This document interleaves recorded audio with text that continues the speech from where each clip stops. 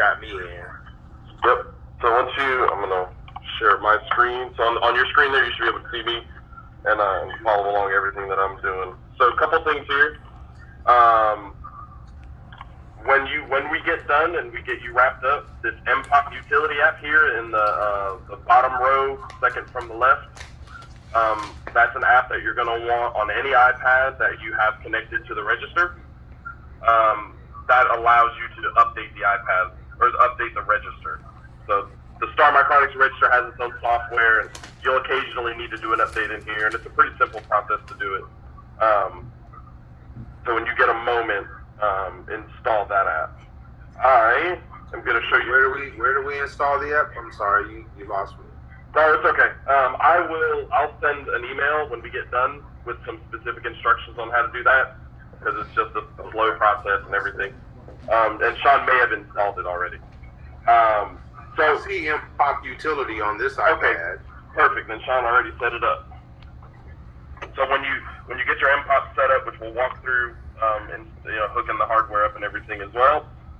When you get that installed, and you pair the iPad to it, you launch the utility app, and it'll walk you through how to update it. So just for context there, right, for the iPad in order to talk to the register, it uses software to do so. So we need the software on the register to be up to date. That's all. Okay. Did you want us to do that now, or just saying that's what we should do later? You can do that piece later. Okay. Because it might take a few minutes to update, and it's just sitting. All right, Like understood. I said, I'll email those instructions out to Loveless and Lance, and there'll be a couple pictures and stuff in there to help guide you through it.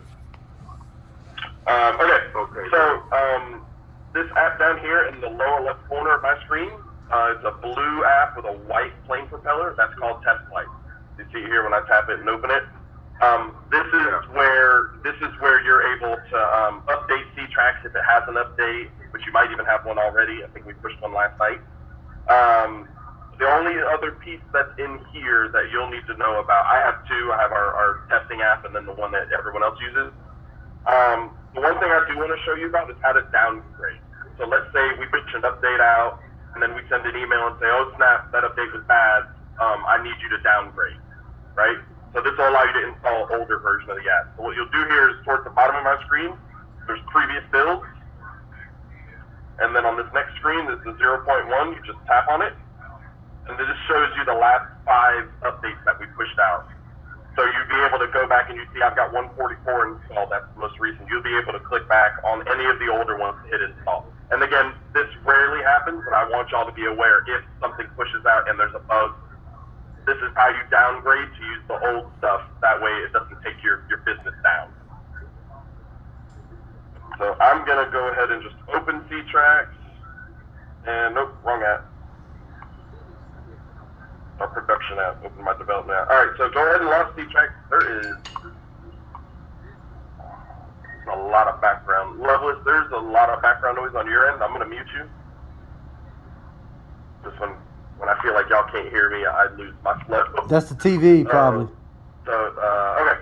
So go ahead and launch C-Tracks, and I'll kind of give you a quick. I got to do one quick thing so you can see where I'm touching. So I'm going to move real fast here.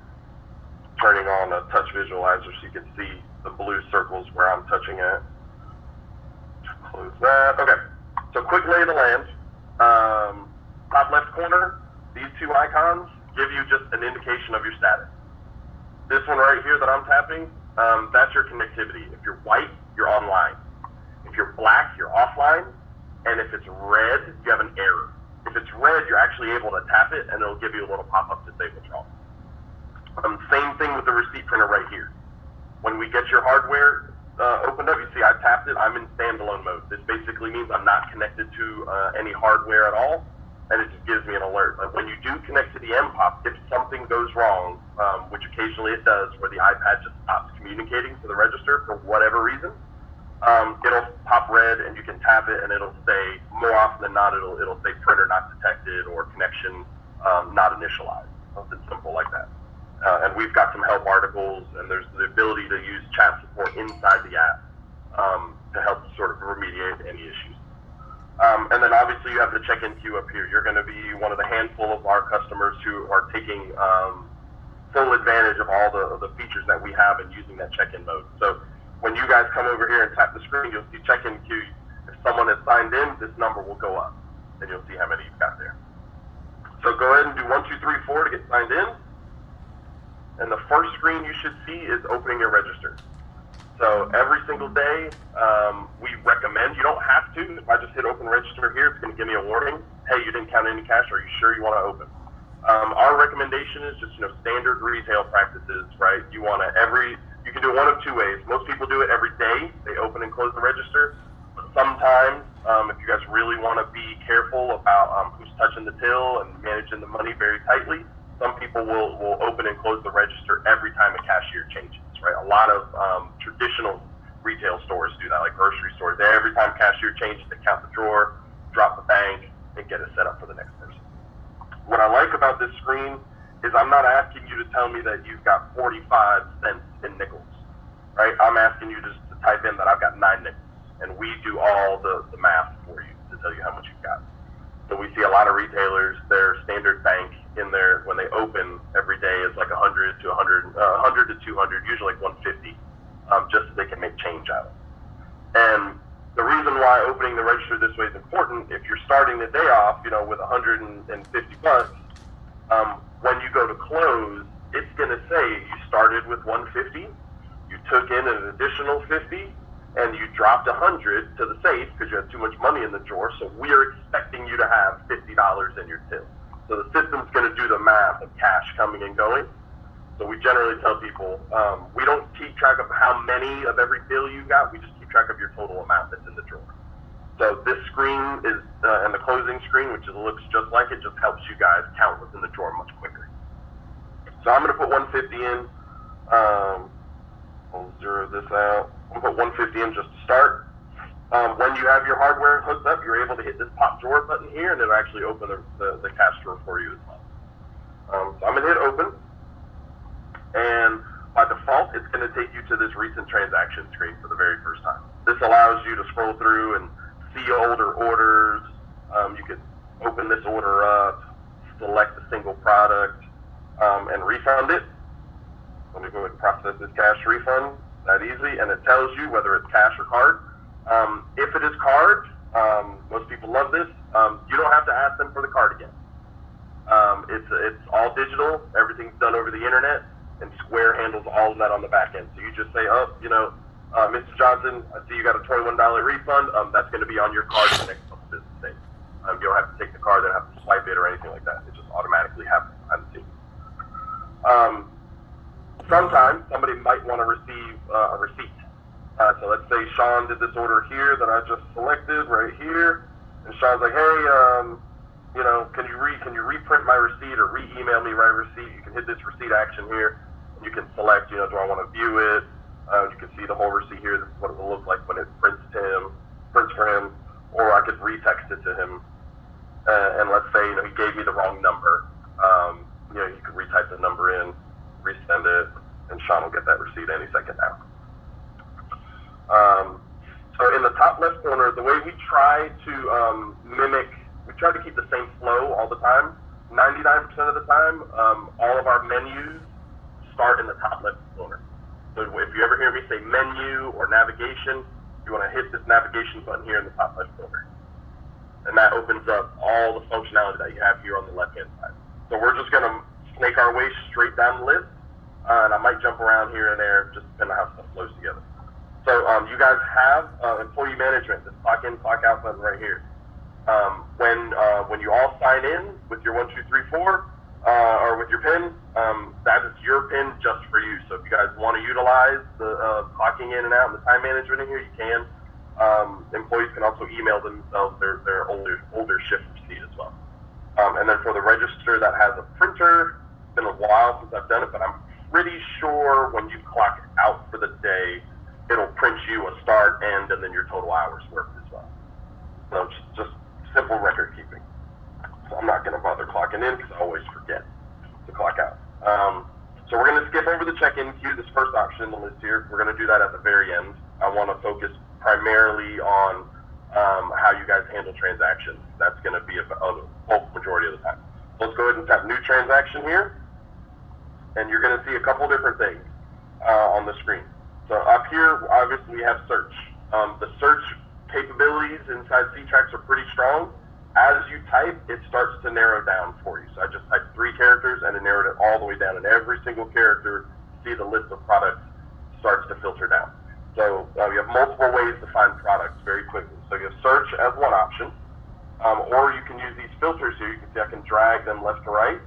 So these are your product categories. And these are just as simple. You tap on the button and you see it starts to narrow it down. What's cool is you can use this in connection with the search box. So you saw I searched for bub earlier. If I hit flower and search for bub again, I didn't even have to type it all the way out, and it narrowed it all the way down to cherry bubble gum, only inside flower. And then if I unselect flower, you see all these other products that are here on the list. They all have a B and a U in it somewhere.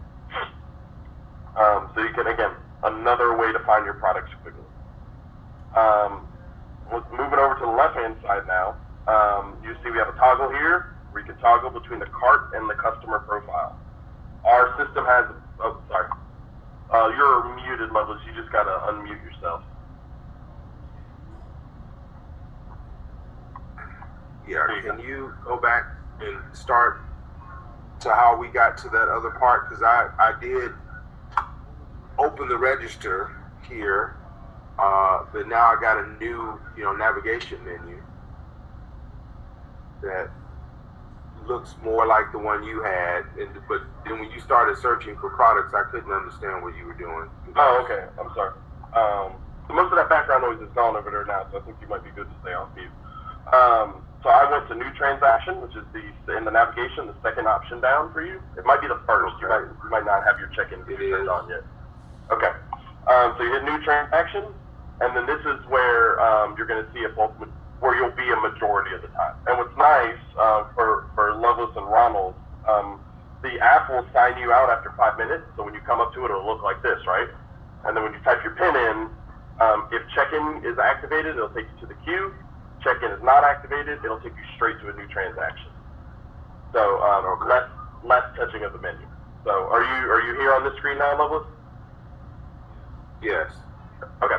So what I was doing up here was, these are the categories. These are all the product categories that you have in the system. These are mine in my test environment, so yours are going to look a little bit different. And I probably should have said that earlier. Okay, got it. So on these, again, you just tap them, and it filters them down to what products are in that category. We're going to be adding something in the next couple weeks, maybe a month or two. We're going to put a new category right at the very front here that says best sellers.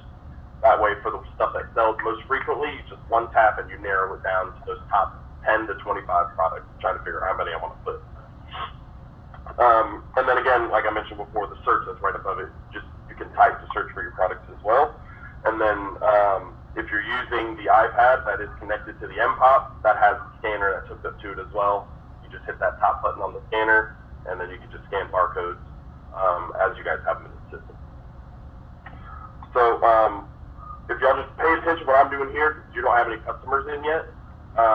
So there's going to be 2 ways for you all to manage your customers, right? If they sign in via the check-in queue, which is when you open it, you'll see them in a list here. So you see mine says no check-ins in the last hour. You'll see them in a list, and you can just tap the customer. And again, I'll show you what all this looks like when we walk through check-in. And you add them to a new transaction, and then you're off into the races. But if they didn't sign in, or maybe you got one person already signing themselves in, and the next customer just kind of came on in, you can attach the customer to the sale in 2 ways. You can search by name or email over here, or you can just start typing the phone number here. So if I start typing Sean's number, you see I didn't even finish it out, and it found a customer already in the system with his name, phone number, and email. So I'll tap him, and this is why we really love our built-in loyalty program, because you're able to see the customer's information during the sale, and you can really use all that data that you've collected against them. So, for Lance and Ronald, you're walking someone through the sale, hey Sean, how's it going? Blah blah blah blah. I see you see where I'm tapping here. Oh, I see you were in 3 days ago. Hope the products that you had were great. What can I help you with today? And The customer might take it any different direction, but what's nice is you're able to see here their favorite products. And with this green button, you can quick add to the cart. So you can use those products as part of the natural conversation, right? Hey, Sean, I see you really love the Blue Koi watermelon green apple sours. Are you here to pick up another one of those today? Okay? And they might say, oh, yeah, I am. And you just hit the button and it adds to the cart right away. Super quick. But we also give you their favorite categories down here. So over time, their purchase habits will change the data that appears here, but you'll always have the most up to date, and you can use that as part of the sale. So for Sean's profile here, he's always got. Hold on, there's some echo again. I'm gonna mute you again there, Level. Okay, so for Sean's profile here, he's always got flour, right? So when you see that, you guys know the deal, right? I know exactly what direction I might want to potentially upsell or work this customer and will take the right direction based on the products that they like to purchase. So then, the other data that's here, right, is total transactions, average spend per visit. That's a big one as well. So if this person spends 150 at a time and they came in for just a $40 vape battery, you can get them for more money, their favorite products, and their favorite product categories. So you should have all the ammunition to try to steer them towards an upsell and get them to purchase a little bit more, increase that ticket. There's a notes option here as well. Very few people are utilizing it, but it's there for you. Just hit this edit button, and then you can type whatever you want in here. The only instances I've seen people use this for is they'll say, this person likes to talk about politics, beware. There's usually something about that in there, just so the sales associate doesn't go down a bad path. Okay, I'm going to go select flour. I'm pretty sure Sean put in a flour category for you all, and this is like the best use case of showing you how to do a sale. So if you've got flour, go ahead and select that, which, yep, I see you guys have a flour category. So just go ahead and select flour. So all your flour products will be in here. And I want to show you how we handle the variants. So I'm going to select this cherry wine flour. So when you're looking at these products here, the black bar is your parent product, right? That in a flour instance, that's your strain, right? This is the, or if it's a t-shirt, it might be, black t-shirt. And then when you click this drop-down arrow here, all the children variants are tucked inside of it. So for shirts, it might be your sizes. For flour, it's generally, pre-rolls, grams, ounces, however, you've got it set up in the system. And these are customizable for you. You don't have to put the information that's in there now. You want to change it, you can reword it. You see here it's got ounce spelled out, but then right below it, it's just got OZ. So you can mix and match and really make the system look like what you want it to look like. So the example that we have on our iPads right now, it doesn't have a drop-down menu. It's just 1 gram. How do we add the drop-down? So to add more variants to it, when we get into admin, I'll show you how to manage all the products there and add more variants as you go. Okay, fine. So I'm going to pull up your product list now. So some of your products don't have categories, I see. Let's see if I can find one. Yeah, some of the products that you have don't have categories on it. If you go over to vapes instead of flour, I see you've got some Funky Farm vapes. I'm looking in your admin portal on my computer here. You've got a Funky Farm vape with 3 variants, so that'll give you the visual of what it looks like. So each of these variants inside here can have their own price. You can tweak the name. When you tap on one of them, it should add it directly to the cart. If Sean turned that setting on, if he didn't, you'll then need to hit this green button right here to add it to the cart again. So you see, I added a whole bunch of stuff to the cart. Don't want all of those. So you can do a half swipe to delete it, or you can just push it completely off the cart. I'm going to get rid of a bunch of these. Get rid of you. And add another 8 there. Okay. So now that I've got a couple items in the cart, what I want to show you all how to do is do line item discounts, right? And this is where you can have a sale going where it's like buy one, get one 25% off, or any types of deals like that. So we've got these products here in the cart on the left. If you tap one, you're going to get your adjustment pop up. So here you can adjust the quantity, how many that are there, or most importantly, you can apply those line item discounts. So at this point, you're applying discount to a single line item on the sale. All your coupons will be available to you in this list here, and we always give you a custom discount one right up here at the top. So if you tap custom discount, you can move this toggle between percent or amount. I'm going to do percent, and I'm going to do 50% off. You can put a little optional note of why you wanted to do it, or you can just hit the add button right down here. So I'm going to add it, and then right up here in the top right is done. So now you can see right above where I'm tapping, it's showing 50% off. Oops, tapped a little too close. You can see it's showing 50% off. So this will allow you to discount just one item instead of the whole cart. Will it print that on the receipt as well? Yes. I haven't got that question in a while, but I'm pretty sure it will. If it doesn't, then it's definitely something we need to add. I'm pretty sure it does. So now I've got my discount. I'm going to go ahead and hit this checkout button down here in the bottom left. Now you can apply a cart-wide discount. You can add all the discounts that you want. The way we handle coupons and discounts, you guys can add as many or as little as you want to. So you've got a bunch of tests in here. The common ones we see are like first responders, veterans, friends and family, just kind of the standard. I like to take stuff that I see from some of our other stores and just let everyone else know, like, hey, here's some cool stuff I'm seeing in the industry, especially for newer stores. We're seeing a lot of folks do a like 5% or 10% off for a Google review. So that's where, we've seen them print on like a little card, put it right next to the register and say, hey, if you give us a 5-star Google review right now, we'll give you 10% off the current sale right here, right now. And that's like, from everything that we're seeing, talking to different retailers on social media, the Google reviews are like the #1 traffic driver. I like that. It's so hard to market, right? It's very, very difficult to do Facebook marketing or anything like that. So I saw them doing that, and they went and got like a nice, like on card stock, it was printed, and they got like a nice little stand, and it just kind of sits right on it. And I'm like, man, that's genius. They're literally advertising for free. So all your coupons are in here, just like we had it on the last screen. You just tap a button. Now you can see right up here, I've got the veterans discount associated to the whole. I'm going to go up here and do a I'm going to do a $65 discount because I want to run it on my card, and I don't want to have my wife ask why did I have a large transaction come through that got refunded right away.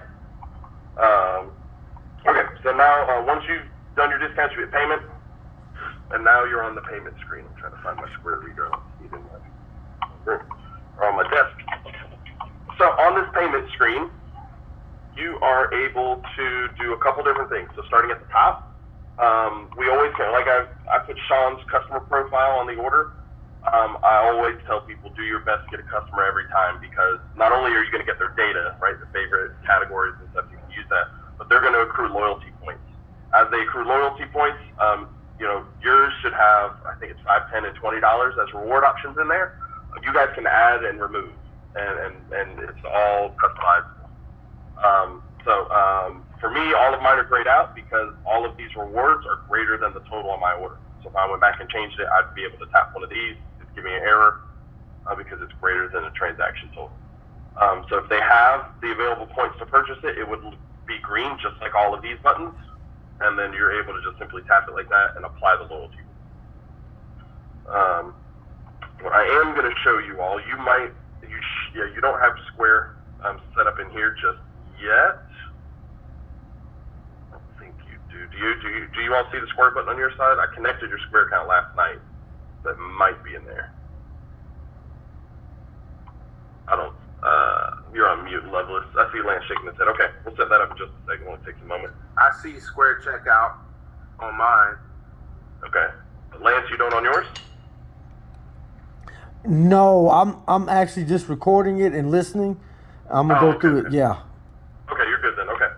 All right. So if you tap that Square checkout and then hit process, you're gonna get a little pop-up that's like this. This icon in the center here is kind of what tells you what's happening. Right now it says, look, your reader's not paired. I'm gonna push it on mine to wake it up, and in a second or two it will repair. There we go. Now it says insert or tap to pay. I just hold my phone up to it, and then I gotta unlock my phone. There we go, and it takes the payment. All right, cool. So yours, Loveless, we haven't paired your reader yet, so yours is gonna say connect or pair. In order. Yep. So we'll walk you through. I like to teach you all the functionality of everything, and then at the very end we'll do all the hardware setup and all the extra stuff. So for you, Loveless, you can back up one step. I think there's a cancel button. I'm gonna get to it really quickly. Check out. I'm gonna go real fast to catch up to you. Okay, so if you go to Square, there's a cancel button up here. You hit that, and now we can walk through what a cash sale looks like. Disregard the TRX. That's another payment provider that we have built in. So obviously, in my environment, they're turned on. They shouldn't be there for you. So we have the cash options here. The first button is exact amount. Next button is the next dollar, and then from there it just goes by rounded numbers based on denomination. Somebody wants to get cute, and it's 21.45. You're like, you know what? I'm going to give you 31.40. Or better yet, I'm going to give you 40.45 because I want to get perfect round dollar amount back. They can come in here and type that all up. 41.40. I'm going to do something weird like that, and then you hit charge. It's going to say success, and it breaks down how much change you need to give them, and it gives you some recommendations for denomination. So again, we do a lot of this stuff because I'm not the best with math. I was a journalist a long time ago, so I'm more of a words guy. So the last thing you want to do is have to do the math and figure it all out, right? This allows you and your associates to just focus on the customer and just look down and say, oh, yep, a 20 and a couple pennies. So you hit continue, and then it'll come to your final checkout screen where you ask them, do you want a text receipt, a print receipt, an email receipt? If they've already checked in or you've got the customer associated to the sale, if they select email, so I didn't add a customer here, but if they select email or phone number, it would be pre-populated just like it did earlier when I did the resending of the receipt for Sean. And then there'll be a print button here when we connect your register, and then the last option is no receipt. So, okay. So now you can see the two sales that I just did here. And you can see this one was paid with a Visa. So I'm going to go ahead and do a full refund before I forget. Because 2 days ago I had to refund about 10 orders to myself because I forgot. I'm sure Square doesn't like me doing that.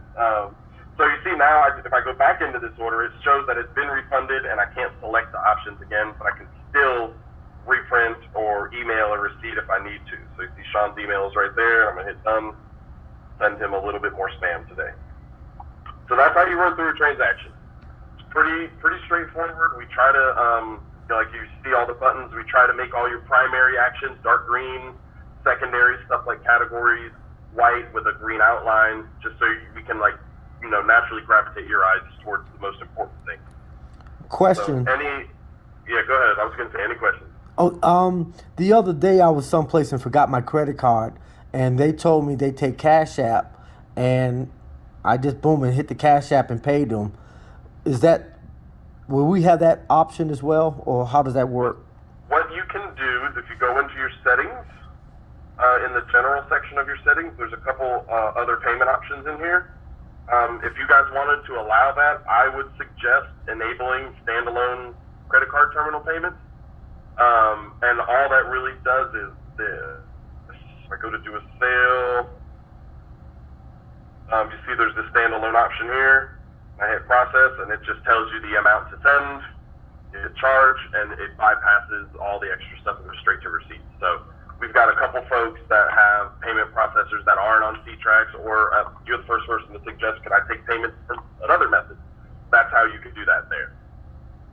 And then everything kind of happens outside of C-Trax from there. So if you do something like that, you would want to think through process, right? Because you see, once I hit charge, I go straight to the receipt screen, and if I haven't told them the amount or verified that they sent it to me, then at that point, now I've got to go back and go to my recent orders, right? Pull it up and tell them what the total is again and everything like that. So just kind of, if you do that, think through what that process would look like. Okay, thank you.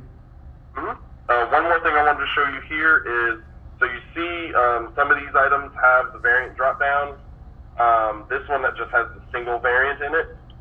This one has a whole bunch, but this one doesn't have any variants at all. So you'll see your boxes look a little bit different based on the children variants that are associated to each product. And this is scrollable. I don't think I showed you that before. This is scrollable. So if you don't select anything, this is all the products that you have. Okay. Any questions on running a sale? Okay. So let's say a customer comes in. Yes, I have a quick question on running the sale. The merchant services that we have, does that also take Apple or Google Pay? Mm-hmm. Yep. So the Square, where'd my reader go? The Square reader that looks like this. So you saw I paid with my phone. So this will take contactless payments, Apple, Samsung, Google, all that, and then if your card has the little contactless logo on it, like mine does here, you can just tap the card to it, or it has the spot to dip the chip straight into as well. Okay, great. Yep. And then the reader that came, I don't have my box, but inside the box there's also the white headphone jack one as well. So, and this one you can leave in as well all the time. Okay, so what I do want to show you, because one of the most common things, I don't know if any of you have worked retail before, but one of the most common things you're going to hear from someone is, I don't remember what I got last time. I don't remember what it was called, but it was great and I want to get it again. Or I really hated it and I don't ever want to get it again. What was it? When you have the customer associated to the sale, you have this action button here. So if you tap actions, you can edit the customer, right? Let's say the name is misspelled or they want to provide their email address or anything like that. So you can come in here, make a quick edit and save it. Or there's this view transaction history. So if I hit view, this is a whole bunch, I think it's all. This goes back to March at least. We load a whole bunch of their previous sales in here. And just like on the recent list, you can tap it. All the information is there. Most importantly, though, there's a plus button here on the left. So if they come in and say, hey, Michael, what did I get last time? And I open it up and say, oh, you got the 2-pack, whatever this is, Alt D9 2-pack, 1 bottle. I don't know what that is. That's what I got, and I loved it. I wanted to get it again. You hit that green button, and it auto adds it to the cart. So, got one more person joining. All right, there's Chris. Welcome, Chris. We're just jumping through some sales, showing some of the functionality. So, Chris, if you got questions, just feel free to unmute yourself and ask away. So that's how. Y'all ready? So that's how you add something to the cart again from a previous sale. So if I go to an older one that has a couple items, right, I can quick add to the cart. Super functional piece to have there. Then you hit close a couple times, and I go look at the cart, and there those items are. You good, Lovis? Did you have a question? I saw you talking there. Oh, you're on mute again. I was just trying to manage the audio with Chris. It was getting echoey again. I got you. All right, so I'm gonna close and okay. Oh, I forgot to show you all this. This is awesome. So in your store, you can see the video if you y'all want gonna to. have multiple registers. You're gonna have multiple people working the registers. There's a very cool piece of feature here called suspending transactions. So let's say Lance is working the register, handling people that are checking in and out. And Ronald, maybe you're using the mobile iPad and you're walking around with customers and building sales out, right? Ronald, you could bring somebody up and basically say, hey Chris, it's been great working with you today. Hope to see you again. Lance up front is gonna cash you out. And you can hit close up here and then hit suspend. And now in the transactions list here, there's the suspended transactions option, and then there's the sale. And then Lance, on your iPad, you can pull this up as well. And if you don't see it for whatever reason, maybe you checked it too quickly, you can just drag it down to do a refresh, and then the sale's right there, and you can hit reopen, and boom, you're right there, you're ready to go. And again, you can toggle right back to the profile and say, oh, hey, Michael, Ron will take care of you okay, you can find everything you need. Oh, I see you really love flour, and then boom, now you can use their stuff to try to upsell. So Sean and I always like to use the scenario where I'm the word guy, I'm the education guy. Sean, having worked in car sales all his life, he's the shark salesman, right? So if you had me and Sean working your store, you want me on the floor and you want Sean cashing them out. So having that spending transaction capability allows you guys to do a lot of cool stuff within the store. Or it could just be as simple as someone forgot their wallet and you don't want to ring everything up again. You can suspend it and re-pick it up later. Here's a bunch of older suspended orders that I've got in here. The last couple of days I've been playing with. So that's running a sale, refunding a sale, suspending a transaction. Question. Any questions? Yeah, go ahead. Sometimes people come in and they want to pay what's left on, say, a debit card, and then they want to pay cash. How do we split a payment So in one transaction? Yep, I can show you that. So you see I didn't have a customer on the sale, and I got this little pop-up. It's just a simple warning that's like, hey, you don't have a customer on this sale. Are you sure you want to go forward? We're not going to block you from doing it, but this is a setting you can turn off if you like. But again, we kind of sell it as it's super important to get your customer information. So, that's a training moment there. But I'm going to go ahead and hit yes, go to payment. So this is split tender right here. So I got $21.45, and they're like, you know what? I want to put $10 cash and the rest on card. You hit split tender, and you see once I do it, the remaining pops up.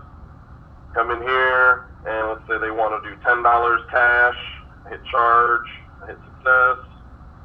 Now you see the remaining balance is 11, and then you can put the rest on the card like that.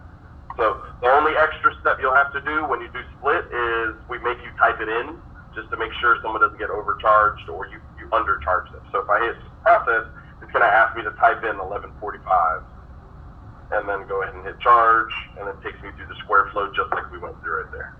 So I'm sorry, my phone is literally sitting on top of the reader, and it tries to make the payment right away. I'm going to hit cancel, go back. One thing that we have noticed, so literally last night we pushed an update to use Square's most updated software for their reader. So Loveless, from our demo, the whole Square checkout flow might look a little bit different. Remember before, I kind of told you it looks just like Square. We're using their most up-to-date stuff, and so things look different. But one of the cool things with the most up-to-date is we now have this options button up here, and you can manage your reader right from here. So the hope and desire, from what we've been told, and for the last week or so, what some of our test customers have experienced is the readers are reconnecting to the app a lot better. So Square made some updates on their end to make the hardware talk back to the software better. So it's a big benefit. But let's say you go through a sale and you're like, oh, I forgot to connect the reader. You don't have to leave the sale to connect the reader. You can come right in here. If you've got a brand new one, drop the reader and it breaks. You don't have to leave the sale. You can connect it and pair a reader all from right here. Show me how you got to that screen again, please. Yeah. Right up here in the top right corner, there's options. So you just tap options, and then manage Square readers is in this little pop-up right here. So, and then, if I want to connect it, I Top right corner. Hold on. Whoa. Inside of a sale on the payment screen is where it is. Okay. So recent transaction. I'll go here. Do I do a new payment? Let me just do a new transaction real quick. Yeah, if you go through a new transaction, get your stuff all the way to the payment screen, and then in the top right corner is where the options button is at. So as you saw when I did it earlier, I just pushed the button on the reader to wake it up, and it took 2 or 3 seconds, and it finally connected and paired itself. But if I come in here and do manage again, what's nice is, let's say somebody says, oh, my card doesn't have a chip, I need to swipe it, right? I'm trying to open my port up here. So now I'm on the payment screen. Start at the payment when I hit payments. Yep, so when you hit to the payment screen, like where I am at right here. I'm just going to do Square checkout. Well, no, it's before that. It's in the options up here in the top right corner. Over order review. I don't have that on this iPad. Really?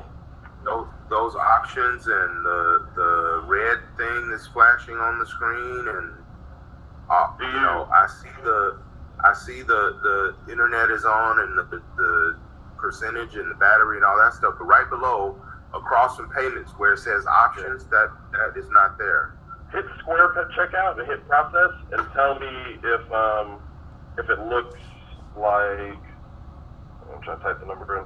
Does your Square checkout look like this, or is it like a big thing that takes over the whole screen? It takes over the whole screen. Okay, cool. So we got to get your app updated real quick. That was the update that we pushed last night. So that's okay. That's a quick, 30 30 seconds to update your app. That's the only change, so we're cool to keep doing the demo, but I'll make sure we get your iPad updated before we get off the phone. So all the way back, Lance, that's how you do the split tender pay and everything like that. I'm not going to cancel. I'll pay the rest in cash just so my order is balanced. All right, finished. Okay. So a couple other items here we're going to walk through on the left-hand side in the menu. So you got add cash and drop cash. This is just a simple, I got too much money in the drawer or not enough in the drawer. You can type in the amount you want to drop. Right, I'm going to drop $45. You can put an optional reason in here. Not enough money. Hit done, and then you hit done right down here. So it's not absolutely required to put a note here, but I always say it's best practice to do so. We've had, in the 2+ years we've been operating, we've had one person call us and say, I'm the only person here. I'm the only person that touched my drawer, and my drawer is over by an absurd amount, and I don't know what happened. So I was able to go into the database and look at his drops and ads, and I say, well, my system says you made 3 ads today for this amount, this amount, and this amount. And he says, no, that should have been a drop. And I'm like, and that's why you're short. So putting that reason in there, I can see stuff in the database, and eventually we're going to put it into the app. There's just not enough demand for it yet, where it just, it's the reason is there, so it gives you guys a little bit of semblance of why, why did Lance drop $85 in the middle of the day? That doesn't make sense. You put a reason on there, the data's there for you to see. So I can hit add, hit success, and it tells me we added the money. So you see I had 175. If I go over to drop now you see my total's already gone up right there. So the system, again, keeps track of everything that's coming and going. Okay. We're going to close your register. No, we'll do that first. So when we hit close register, this looks just like your open register screen, except now you've got expected cash and counted cash. So as you start typing stuff in, you see it starts adding up onto the right and everything that pops out there. What's nice about this, I'm going to go back and hit session summary here. When you close the register, if you do it, if it's connected to the MPOT, it's going to print a slip out just like this. It gives you just a rundown of that register session. Number of sales, money, collected cash, collected tax, credit, all that stuff's there. The cash portion is nice though, because you see it says your start, collected 42, you dropped 45, refunded 21. We expect you to have 216 in here. On the slip that prints, it's going to say counted cash and show you your variance as well. So if someone's off by, 50 cents, it'll tell you all of that every time. And this will, when you close the register, this will print if you have a printer connected. And if it's from like the standalone iPad that doesn't have the register, it will also email to anyone that has a manager or an admin role in the system. So that way, Lowe's, maybe you're on vacation for the week. Lance doesn't have to text you or call you every night to say, here's what the numbers look like. You'll get an email if they close the register. They have 45 sales, we did this much. So, it's a nice... Question. Can you hear me? Yep, I can hear you. Go ahead. Say if I'm in the store and I'm handling the main register, and then Ron comes in and he handles the same register, and there's transactions going through. When we do the breakdown, will it identify how much money Ron took in and how much money I took in, even though we're sharing the same cash drawer?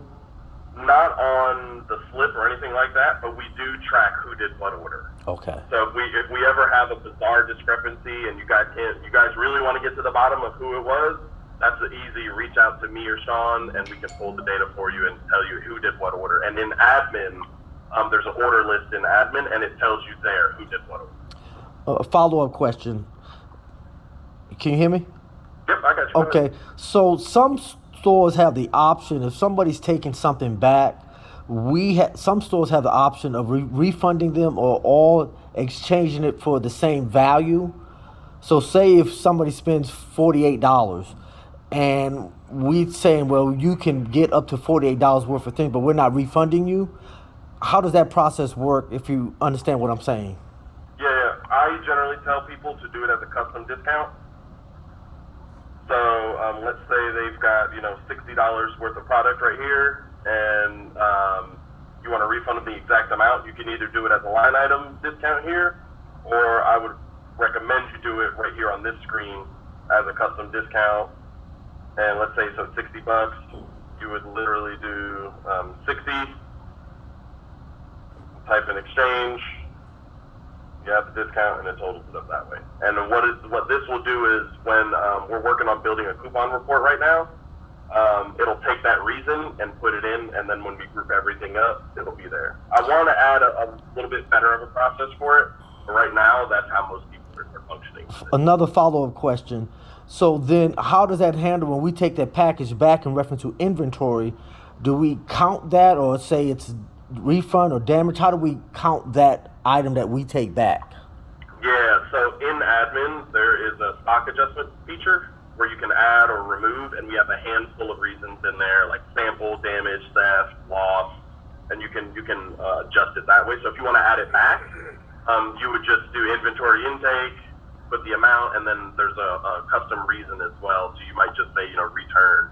Now that I'm thinking about it, I'm probably going to have them add return to that as an option as well, because what I'm going to do is I'm going to take that feature, and that's going to turn into its own report, and it's just going to be your inventory adjustments report, and it's going to show what product and all that stuff that came from it. Follow-up question on that same item. If I'm taking the inventory back and say it's $60, but I want to come in because and already mark it as $45 or as a clearance item, how do we change that as well? Because sometimes you take things back or there's items in there and we might want to adjust the price. Am I making sense? Well, the price more on when you sell it to them, right? Yes. So say if I'm taking the product back and it's say $50, but I want to make a decision just to reduce that price, that particular one item. Can I change that one item price so when it comes to the inventory, which used to be $60 now because it was so old, I might just have it for 50% off. Okay, I see. Oh. So it would kind of be twofold, right? It would be one, you handle it on the exchange like we just walked through, but then also in our admin portal, you're able to set the price in there as well and make changes to it. So you could intake it and say was refunded and then go, this is so old, let me lower the price. And you can drop the price there.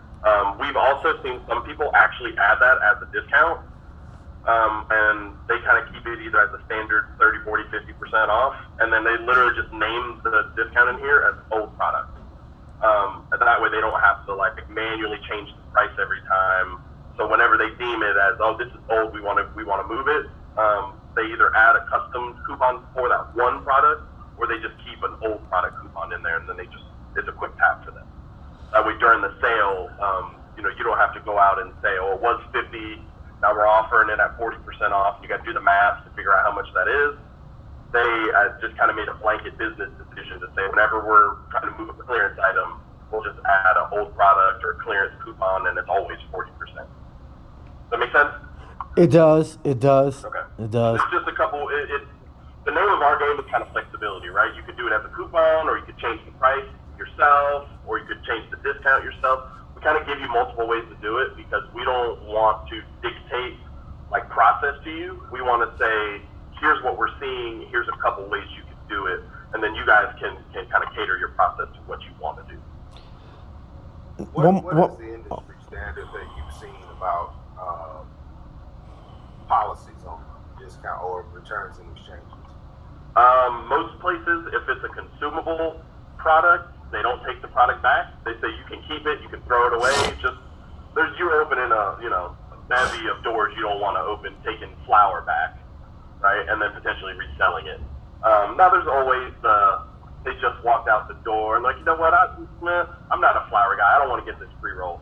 Then it's kind of all right, it just happened, no big deal. But most places that I talk to, they don't take any consumables back. They tell them keep it, throw it away. If you want to give it to us, we'll throw it away, whatever they want to do. Some places, when they've run into issues with people abusing it, they take it back. I know when I was in college delivering pizza, we always had a couple customers. If they complained, you have to get the old pizza back because they're over there playing games trying to get free food. So most people don't do those, and then when they do a refund for any other reason, they do a store credit and they just discount it in the system what the amount was. One thing I do see, we get a lot of questions on refunds when we're doing onboarding and training, but most people don't do many refunds. So for the franchise group that we've got, and they've got stores in Atlanta, Florida, they're in like 8 states. We had someone, they wanted to pull numbers of refunds for them, and we pulled the numbers, and they had a grand total of like 6 refunds over 90 days. So I think more so in the industry, from the consumer's perspective, it's one of those, well, they're not going to take this product back because it's, 99% of the products are consumable. So I don't think most people are going back and asking for a refund anyways. But when they do, again, like I said before, most people, they're either saying there's no refunds, we don't take the product back, or we're just going to give you a discount on your next sale. So, does that answer your question there? Yes, thank you. All right, you're welcome. Lance, I saw you pop off mute there. Did you have another question? Yes, I did. We're exploring maybe some options of, say, something like a Google coupons and things. And I see this area says coupons. When they put in the data on, say, a Google coupons or another platform, does it communicate with our software that we could collect that data automatically, even though they're on a Google platform or somebody else? If they're putting in their name, information, does that automatically transfer to us, or you know what I'm saying? No. Okay. Generally, when folks do that, like they might run I think you can do a promotion. So when you claim your business, like on Google Maps, I think you can like put promotions in there as well. So generally, folks just kind of make it match in both systems, because most folks, the e-commerce portals aren't allowing them to put discounts and stuff in there anyways. Okay. So if we run a special, we have to program that coupon in our system here before we can just tap on it to apply it, right? Exactly. But again, let's say, levels, let's say it's, Sunday and you're like, oh, we're going to run a sale on flour this week. Sean just called me and he connected me with some guy. He's going to bring us some great flour on Wednesday. I need to move some of my old products. And you just make the decision and post it on social media, 45% off flour this week only. If it's not in the system, that's why we've got the custom discount in here for you. So you can tell the team, hey, I haven't put the coupon in yet, but if anyone asks about it, here's the percentage to get them off. But we usually tell folks just, plan ahead, put it in here, and that kind of makes everything simple. I understand. Thank you. Yeah, you're welcome. All right, so we walked through a bulk of the primary functions. I want to show you a couple more small things. I'm not going to tap on it on my side because it'll stop the screen share. But this Help Center button right here, we have like an FAQ knowledge base. There's a bunch of articles in there. You can search, tab. There's photos, videos, just all sorts of guides. Manage customers is an option in here. Just like when you went to look up a customer, you could manage somebody from in here. So someone calls in and says, hey, I never got my receipt. And, you go out and say, okay, well, what's your name? You search for them. And then, all right, I got 4 Michael Clintons in the system. Which, this is the data. So from here, you can just open them up and say, oh, okay, we see your name is spelled wrong or your phone number was incorrect or things like that. So you can manage from in here and make some changes. Your settings. So there's a host of settings in here. The big ones that I want to highlight to you all, though. So you can change how you sort your variants. Right? Do you want to sort the variants alphabetically or price ascending? I think the default is price ascending.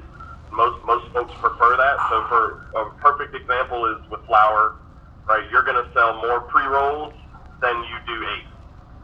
So, and your pre-rolls are cheaper. So pre-rolls are usually the cheapest variant on there anyways. So because you're selling that more than anything else, if you do price ascending, you won't have to open up the drop down. You can just hit add to cart with one tap. So it just saves you a tap. Same thing, this setting here, I think it's the default to be on now. It used to not be.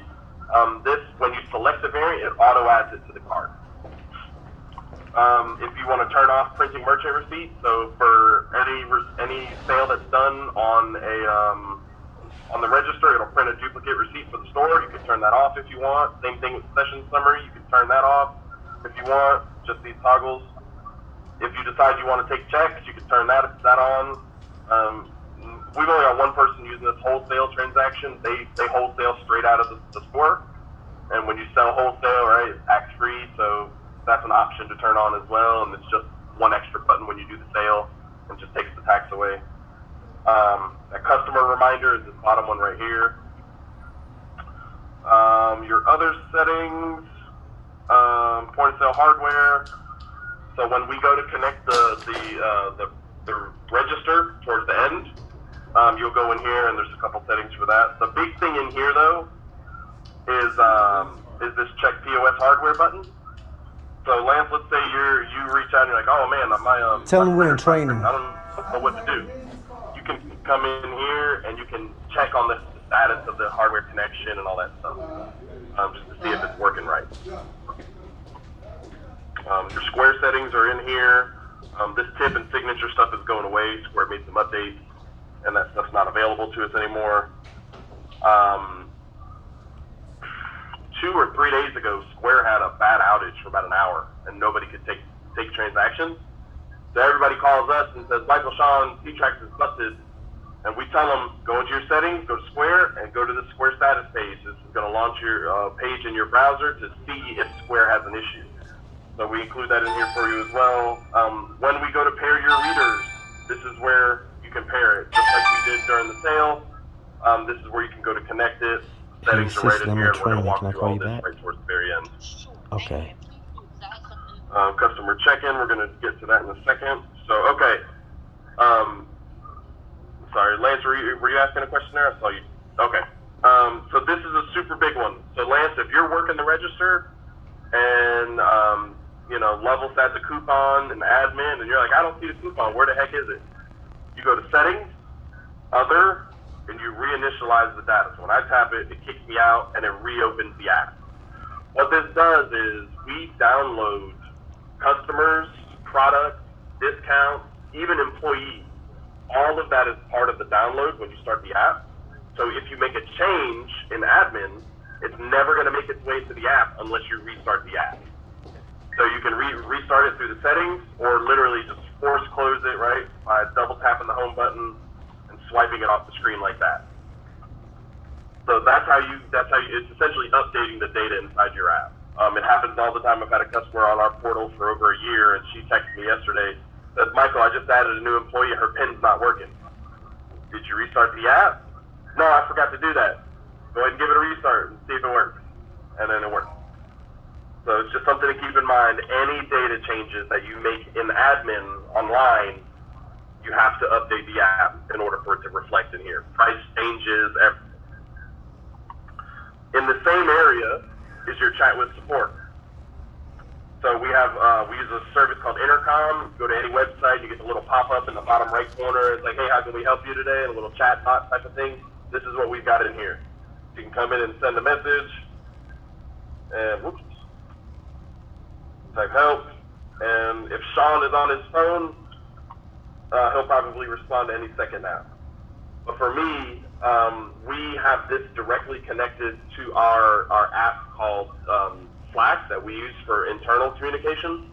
So I'll get a notification, my developers will get a notification, so anybody can jump in and pop in and reply. We can send photos and stuff. So if you have an issue, you can take a screenshot, and right down here, you can add the screenshot right in there and send it to me. Where's that? Send right here on the top right. And now, like, I'm hearing the ping in my head for the messages that I just sent. So this is a way for us to two-way communicate. We generally tell people that's perfect for, like, hey, I forgot how to do a discount, or how do I do this, where you don't necessarily need help at that exact moment. And, we'll get to it as it comes through. We kind of tell people, if you can't take transactions, right, your register's not working, stuff like that, those are more, shoot a text message. If you can send it through the chat button, but if you don't get a response within a couple minutes, that's when a text message or a phone call is worthwhile. So, okay. Let's do check-in mode. Do we have the other iPad where we wanted to use for customer check-in? Yes, we do. Okay, let's go ahead and open that one up. This is the gold one. It's the other one. It's the rose gold. Hold on.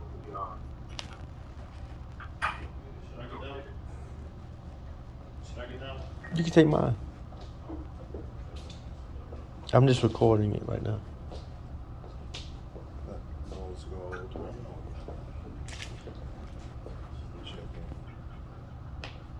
So here's what's cool while he's getting that.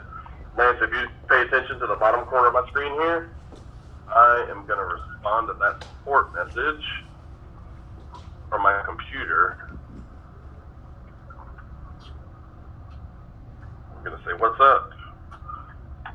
And you'll see it pops up down here. So it's nice. If I'm in the middle of a sale, it'll pop up down here in the bottom corner. Should take a long time too. Oh, I'm not responding in the right place. That's hold on.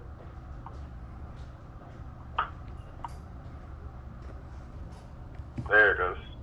So you can ask a question, leave the support area, go about your day, do a sale. When I reply, it'll pop up here, and you can just swipe it off.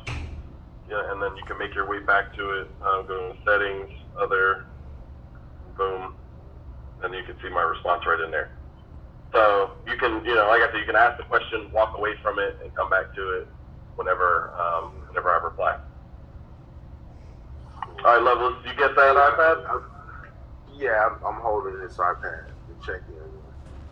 Okay. I am going to show you, the first thing we'll do is go ahead and sign in with your PIN, get into C-Tracks, let me know when you're there, and then in the top left corner, hit navigation, and then settings, and then inside settings is your is the customer check-in option. Okay, I'm there. So the first thing you want to do is you don't need to turn this setting on your registers. You're going to want to turn this setting on though. This is not on that one, on the ones that you're going to use for the registers, because when you turn this on the registers, this will show you the queue of who's signed in and checked in, and you can just kind of plug them right out. And again, okay. Yep. Okay, so we're not going to do the guided access mode right now. If you're familiar with the iPad, guided access is like when you want to give the 2-year-old the iPad, but you don't want them to leave YouTube. It doesn't matter how many times they hit that home button, they can't leave it. So for the kiosk, right, it's important to have that turned on so someone doesn't start playing around with the iPad. And it's really easy to do. You just kind of hit open settings, and it is going to show you. Okay. What is it? I can't remember how to do it. There's a specific area in here. Hold on, let me go back to C-Tracks. Settings, check in, show me how. Robin didn't build that out yet. Okay. I will send you, Loveless, before the end of the day, I'll send you the instructions on guided access. That's how Robin built it in, but apparently it says not implemented. He didn't build it in yet. But it's all in the iPad settings. And it's just, you just set up a PIN and all that stuff to get out of guided access. So the next two settings, you've got screen brightness and the default and the dimmed version. So we usually tell folks to keep the default all the way up. That way customers can see it if there's a glare or anything. But the dimmed brightness, you can see it change it. Oh, you can't see it. I can see it on mine. But the dimmed brightness is just, like it says here, after a couple minutes of inactivity, it'll, dim the screen, and then customer can tap it to brighten back up. The next setting is make email required. I usually say add that in. It just allows you to collect more data from the customer. Again, that's a toggle you can turn it on and off. And then you want to set an unlock code. So this is, like it says here, this is to exit check-in and go back into the point of sale. So this is what this. So I have 1, 2, 3, 4 steps. So when I open check-in mode, this is what it looks like. And with 2 fingers, I triple tap the bottom right corner. And now it asks for the code. And this is how you leave check-in and go back to point of sale. So this gives you guys the flexibility of saying, you know what, it's Sunday. Sundays are slow. But Ron's going to take the check-in register and go downtown. There's a festival going. He's going to go do a pop-up shop. So this will allow you to use the check-in tablet as a full-scale register as well. It gives you utmost flexibility. So, I try to be, I'm going to double explain it, because it's essentially you're going to have 3 passcodes on the iPad, right? You have the passcode to unlock the iPad, the passcode to exit guided access mode, and then another passcode to exit customer check-in. We tell people, try to keep all three the same, because the biggest thing is if you can't get out of guided access, it's a hassle to like reset the iPad, and it's a lot to reset everything. So we try to tell people, keep all three the same. You'll thank yourself for it later. Oh, I better remember that one. Thank you. Yeah. So again, activate customer check-in mode. So if you go ahead and do that, Loveless, on yours, it's designed to be in portrait mode, so vertical. There's a setting in your admin where you can add a logo and like a little slogan up here at the top as well. So this works two ways. I'm gonna turn my light on 1 second. All right. So this works two ways. So let's say that Ron is your customer. He's existing. He comes in. He types in his phone number, and it says, "Hey, welcome back, Ron. Like, hey, verify your information. Has anything in here changed?" So, and then he can come in here and say, "Oh, you know what, man? I got a new phone number. He can retype the phone number in." And you know what? Let me go ahead and check it all the way in. So all the information's there. They hit continue. Hey, sign-in's complete. Thank you. It's done, and it goes right back to the next customer. So let's say it's a brand new customer. I'm going to type in a bunch of random numbers here. And it's going to say, hey, you know, this is your first time being here. We just need a little bit of info. You're going to scan your ID, or you're going to type your information in manually. I'm going to show you the scan. So if I hit scan, it has a little arrow up here in the top left to tell you where the camera is located at. And from here, it's just a matter of getting the lighting right. Of course, it's not working for me. Come on. So they want to scan this big ugly barcode, not the standard one with the lines.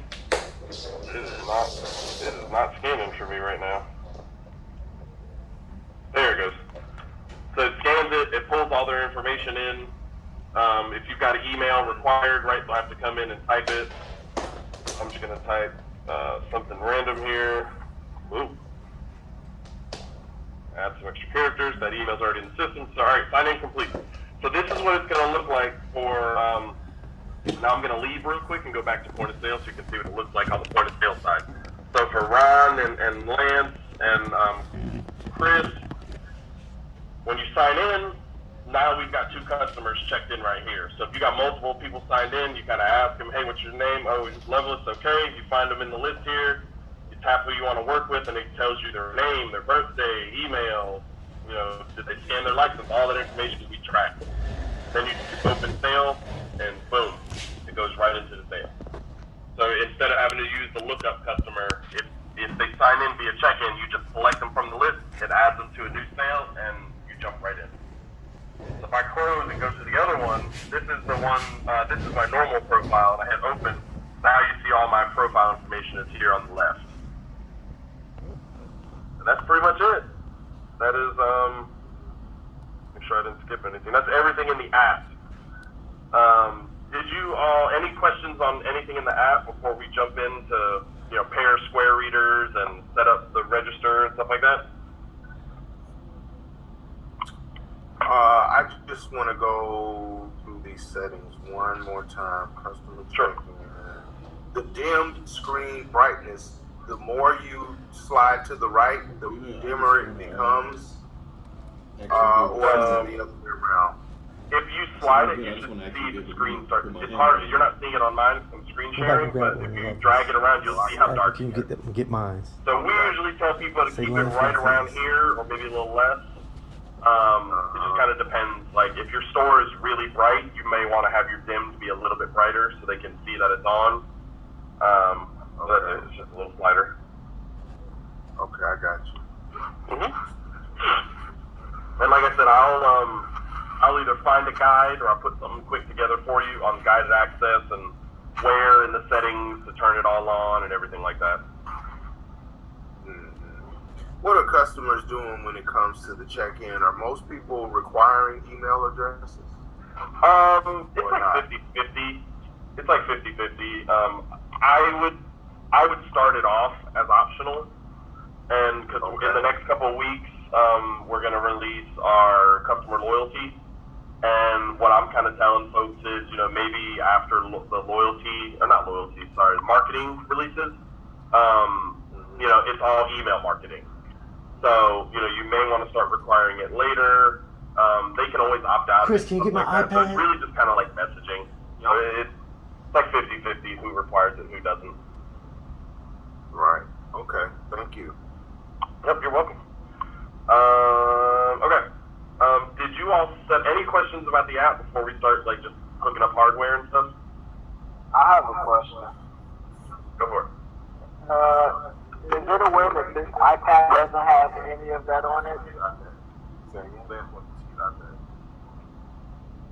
Everything should be on the iPad. Just to check in on that. Okay. I only have open register. Because you have to open the register first. So, opening the register is a requirement. So if you do this, if I close mine, close, I sign in. If I hit navigation, nothing's Not there right now. because I haven't opened the register. It should The be way our 1, 2, 3, system 4 works if we're not in. is everything that happens is associated to a register session, and that's the I don't know how to explain it. It's almost like opening and closing for the day, right? Let's say you're working at like a pizza shop and you have one cashier who's working from 11 to 4 and another person 4 to close, right? That's from the business perspective. That's two distinct register sessions. And in most shops, they'll want the opener to close the till or to close the register, and then the closer will reopen it, count the drawer, make sure it's accurate, make sure one person's not short. Again, our system doesn't require any of that, but the functionality is here to support it if you need it. So all you really need to do is hit open. You can type in the amount. Again, it's all your internal process. We highly recommend it just to keep track of where the money is. So you just enter in the amounts, right? I got 45s, I got 110, 22 20s, and you see it counts it all up here. Then you just hit open. And now the session's open, and then you have all the settings that are accessible to you on the left. Does that make sense? Yes, sir. Alrighty. I'm gonna close mine one more time. Okay. Lance or Levels, I'm not sure who to ask, but did you all, the MPOP register came, did you all take the time to at least unbox it, put it where you want it, plug it in and everything? Alright, Yes. Perfect. So what you're gonna need to do then is, if it's plugged in, the lights on the center top should be flashing a couple different colors. Whichever register you want, or whichever iPad you want to be the one connected to the MPOP, I can't go to it, my you phone. just gotta go and pair it. You want to put that one up there? And there's two settings that you have to do. First, you gotta go into your settings, then go to Bluetooth, Hold on. and it'll appear in here. Can you give us 1 second? Yeah. Okay, he's walking to the. Okay. I know we got multiple devices going on here. I want to make sure y'all can hear me. That's a lot of damn information. Good. You got your speaker on? Yeah, that's what mute. Yeah, mute that thing. Okay. Shit, I thought this was 30 minutes. It's 2 hours. You let me know whenever you're ready. I'm just getting my computer closer so I can stay connected. Should have came in here early. I'm just going off. It's hot.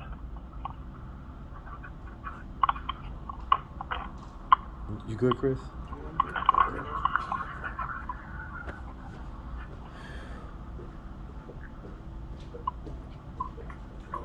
Okay.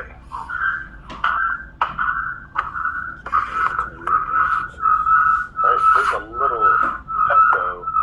Mine is down. That's lovely. No, mine's not. Mine's muted. That's your mic. If you're in the same room, Lance might just want to mute that. Where's it at?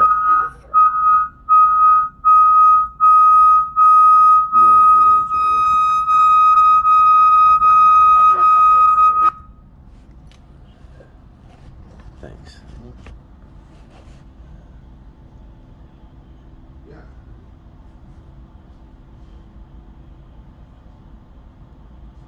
Oh, I can't hear now. Turn up a little bit. Oh, I got it. I'm gonna turn it right. Okay. Turn up about there. This here, you should see, I can't remember the numbers, like star MPOP or MPOP, there's a couple of numbers.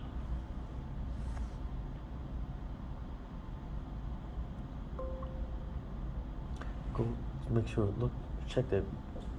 Go over his. Check him. Make sure you can check that. Yep. Yeah. Searching. So that you hadn't populated yet.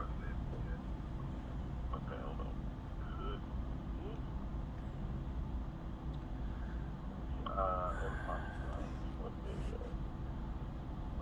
Pop's plugged in.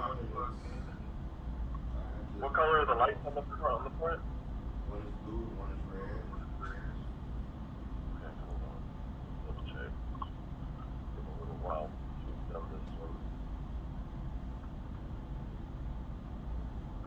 Yeah, that's mounting. Yeah.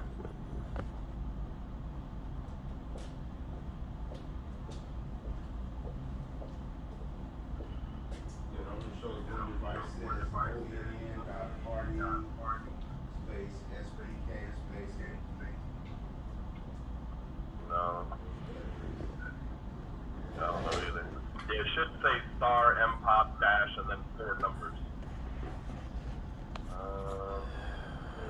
want to find my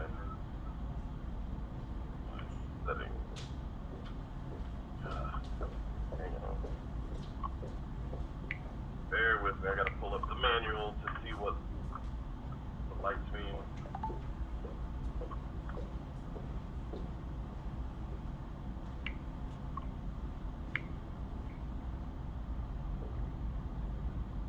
Yeah, it says, so are the red and blue lights, are they flashing or are they just solid? They're just solid. Okay, if they're solid, it usually means printer open error. Is the printer open on it at all? Printer open. I mean, when it's like that, it should be like constantly open. I don't know, Lance, you want to walk over with your device? That way I can see what's happening over there? Chris actually has my device. He's right over there by it as well. Okay, yeah, if one of y'all could turn the camera on, that way I can see the register. Oh, I can do that for you. Yeah. You talking about You want to see this? Yeah, you're good. I didn't know if you got a lot of stuff in your hands. Yeah. Alright. So, figure. I see the blue light. You said the red light is on though? I don't see the red light. It is. Okay, everything's That's solid. exclamation point. Yeah. Huh. Okay. Let's, on the left side, maybe the right side towards the front, there should be a power switch. Yeah. Let's just turn that off for a second or two, and then we can turn it right back on. Okay. I don't know when y'all set it up. It might just have, stop making itself available. It's been on for a while. So once you turn it off and turn it back on, then go look at Bluetooth in the iPad to see if it's connected or if it's available.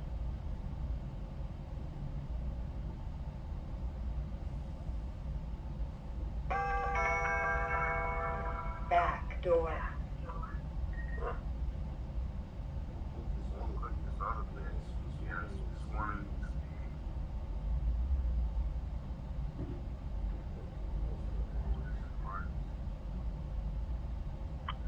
Never happened. I am.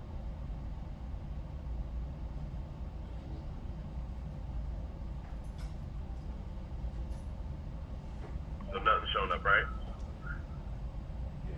Yeah. Okay. All right. So what we'll do is we'll factory reset it, and see what that happens. So I'm gonna share my computer screen. Let me know when you can see it.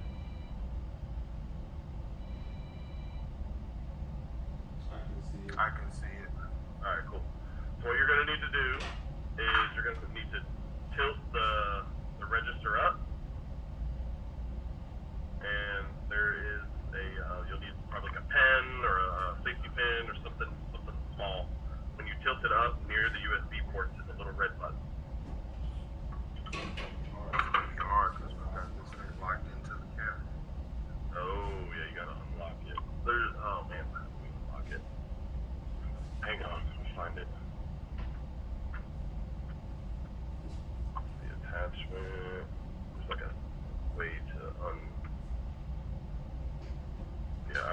remove the bracket, slide the MPOP to the front to unhook it from the center. So if you see like the image here, we're gonna slide it toward. Got it? Alright. Okay, we got it. Alright, so like I said, underneath it, close, if you follow the power cord in, there should be a couple USB ports with a little red recess in there. You want to press that. So while you're pressing that, you go ahead and turn it off first, and then with the power switch on the side, and then while you're pushing that red button, turn it off. So have it tilted up and turn the power switch off on the side, and then push the red button and turn it on at the same time. Where's red button? Should be next to the USB port. If you look here, I got it zoomed in right here. Just look at my screen. Oh yeah, I see it.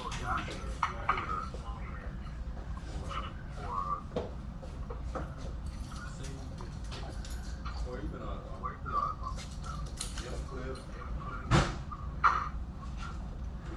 A knife, a little pocket knife.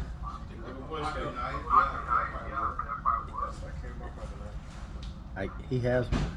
Well, he should.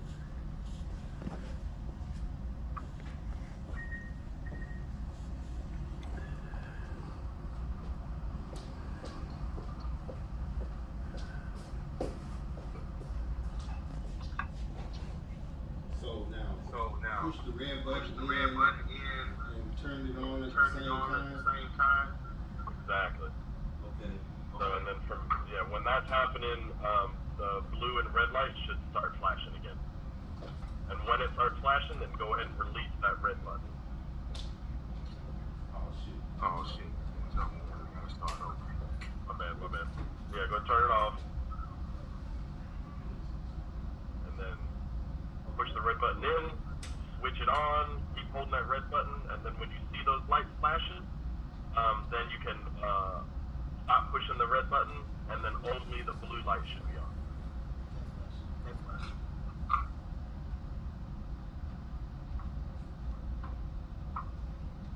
So then you let go of the button, so now are you just seeing it like this right here, just the blue light lit? No, I let go of the button and they're flashing still. Oh, now it's just the blue light. Alright, there you go. Alright, cool. So let's give it about 5 to 10 seconds. And then what we'll do is we'll turn the MPOP off one last time. Then we'll turn it back on, and then we should be able to pair it.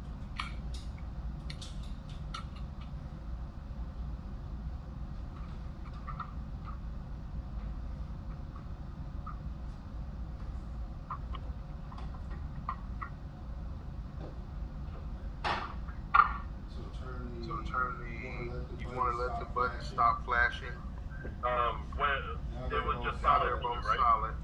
It was just solid. It was just solid. When it started flash. Oh, that's because I plugged some shit in. My bad. I don't know if that changed anything. But once you got it on, Now they're both solid. Now they're both Okay, solid. they're both solid. I'm I'm gonna do it over. Okay, hold on. Before we do that, push in on that receipt printer real quick. Hold on.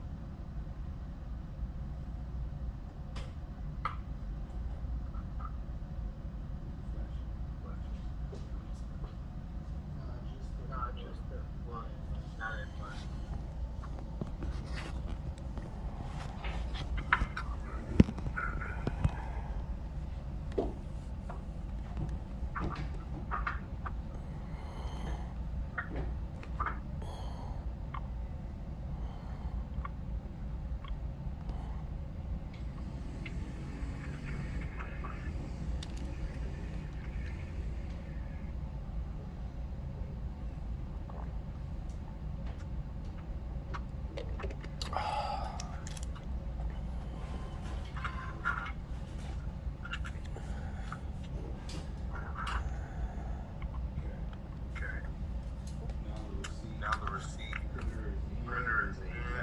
The light is just a blue light. Alright, cool. Let's check the iPad out. Go look and see if it popped up in that other device. You may need to like click off to a different setting or something and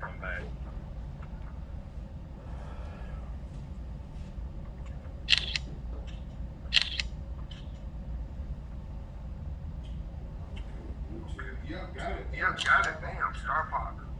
All right. Let's look at. And it said it's And it connected. said it's connected. All right, perfect. All right, now let's switch back. I'm gonna reshare my iPad screen so you can follow along. Switch back to C-Tracks, Okay. Okay. and obviously put your pin in 1, 2, 3, 4. Then we're gonna go navigation and settings, and then POS hardware. Let me know when you're there. I'm there. All right, so hit select Bluetooth printer right here. And so I'm getting an error because I don't have any selected. You should get a small pop-up, and then your star that you just paired should be in that list. Okay, it says Okay, it says error, no printer could be found. Go ahead and hit yes. For unpaired Bluetooth device, yes. Shouldn't, but let's see. Select an accessory. That star in that list there that you just paired. Yeah. I mean, not here now. Huh. That's Let me, fun. Yeah, I don't. Let me go back and check my Bluetooth. Yeah.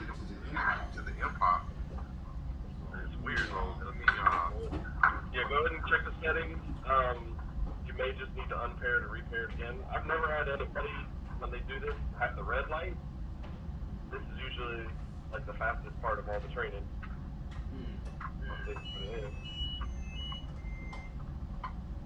Well, we're learning, guys. I'm wondering if you know, like maybe the register had just set up a sit for a while. That's No, weird. all we did was set up the hardware where it belongs. We didn't turn it on or anything.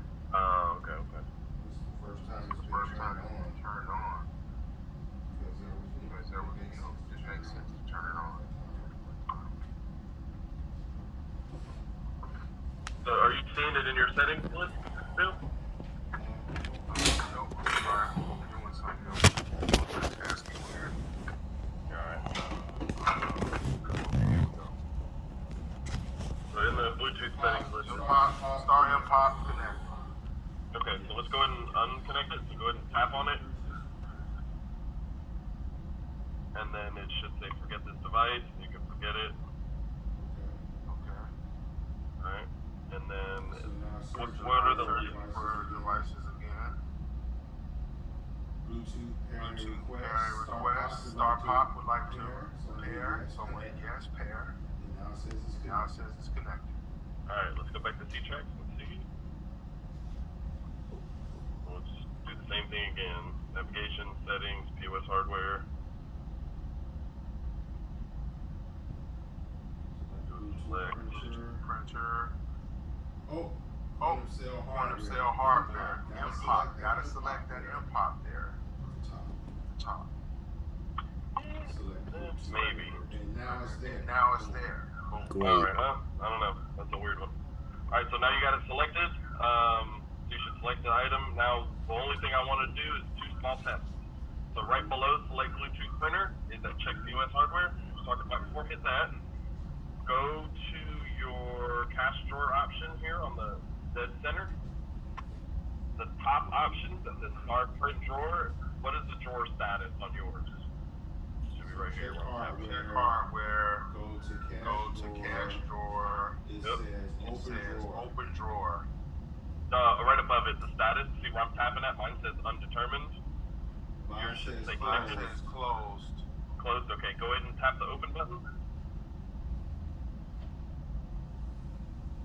It opens. All right. Oh, there you go. Alright, so the next small test that I want to do is the next option down underneath cash drawer is receipt printer. The same thing. Tell me what the printer, the cover, and the paper status all say. Online Closed, ready. Alright, cool. Hit print test receipt. Test receipt Oh, Test printed. receipt printed. Alright, so you're set. Bam. So I can't remember, did y'all have barcodes with your product? Yes, we do. Yes, we do. Okay, cool. So there should be a big like placard card for the screen with the M-Pop, and it'll tell you like exactly where to plug in the scanner if you haven't already done that. Yeah, we plugged it in. Yeah, we plugged it in. Okay, cool. So you should be solid there. The scanner is one of those plug-and-play type things. But if you want to test it real quick, 2 slots below receipt printer is a barcode scanner option. And then grab any product or really anything with a barcode on it near you. It doesn't even have to be a product. And then I'll wait for you to grab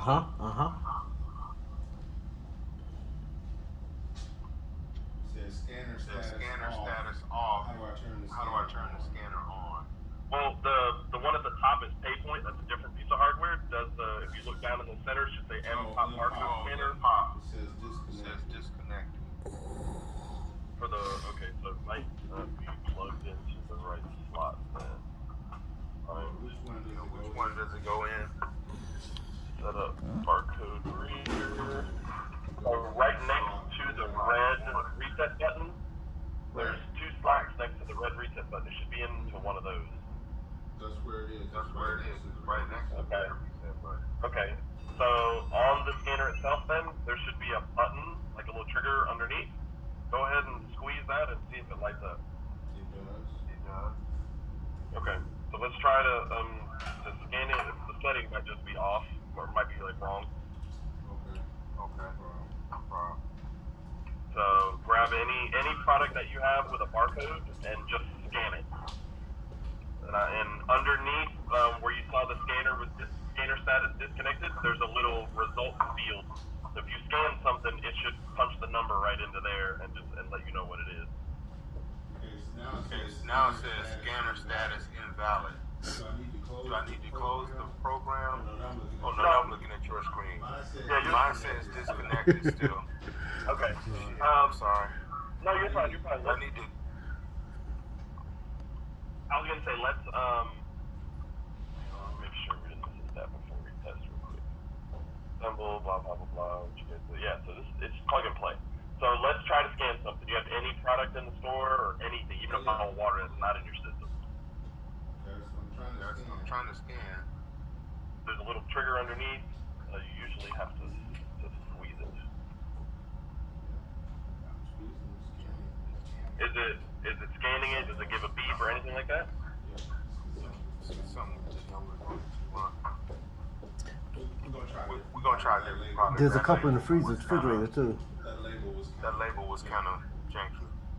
The scanner is The connected. scanner is connected. It does light up when you hit the thing. But is there a way to set it? So it stays scanning all the time? Or was it all? It should be one of those.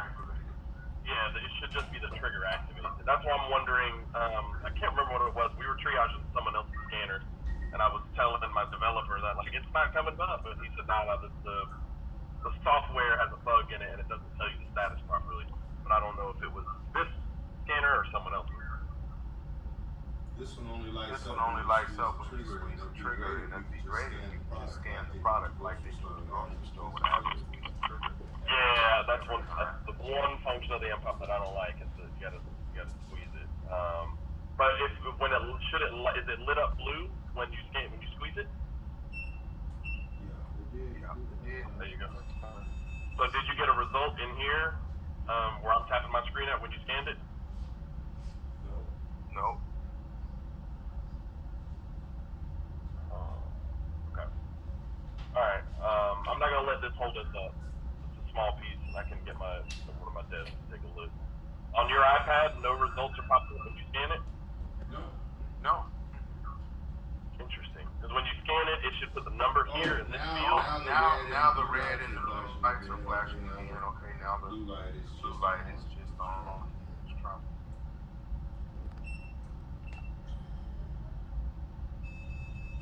Nothing on your iPad? Why is it beeping like that? That's it. That's okay. All right. We'll bypass the scanner for now. I'm gonna do a little research on because it's beeping multiple times. It sounds like, right? Yeah, boo, 5 times. And it flashes the lights on the M-Pop, and then blue light comes back solid, and that's it. Thank you. Okay. All right. I'm gonna do some research on that. I don't want to hold up the training and hold up everybody's time. I'll do some research on that and figure out what's going on with the scanner. That's a new one for me. Okay. So that's everything The for the card hardware. reader, The is the card reader plugged into the other port next to the red button off?